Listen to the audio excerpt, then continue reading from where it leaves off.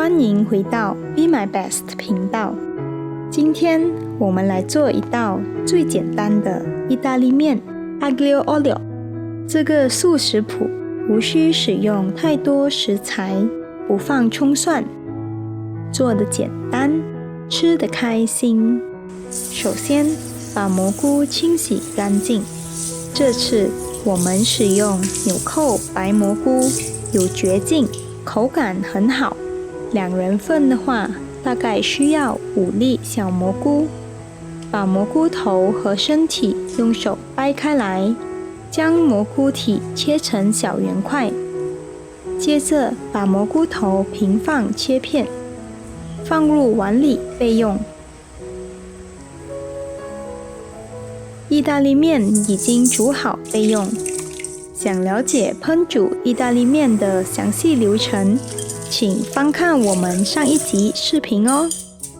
把锅热一热，植入牛油，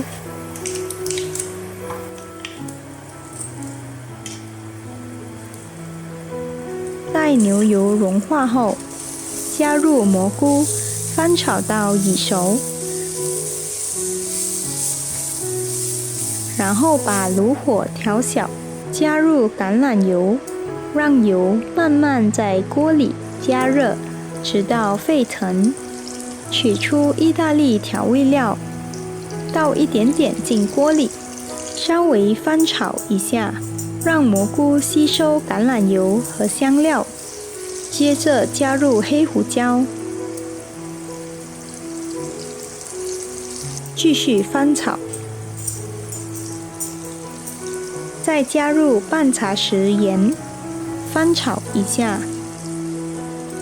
喜欢吃辣的朋友，最后可以加入干辣椒，但是辣椒不能在锅里煮太久，不然会变得又苦又涩。快速翻炒一下就可以倒入已经煮好的意大利面，打开中火，翻炒到橄榄油都沾满面条，就可以出锅了。半个小时之内就能吃到美味的一餐。将意大利面放置在盘子里，稍微卷一卷，模仿餐厅的摆设，然后在上面撒一些帕玛森奶酪，再撒放一点点干辣椒和黑胡椒作为点缀。完成了，是不是很有卖相？很可口的样子。充满意大利香料的面条和蘑菇，混搭着融化为一体的 Parmesan 奶酪，还夹带一点辣椒、一点胡椒的刺激口感，简直是绝配，好吃哦！谢谢大家收看，感兴趣的朋友不妨在家里试一试。也别忘了给我们点个赞，将视频分享给更多喜欢美食的朋友哈！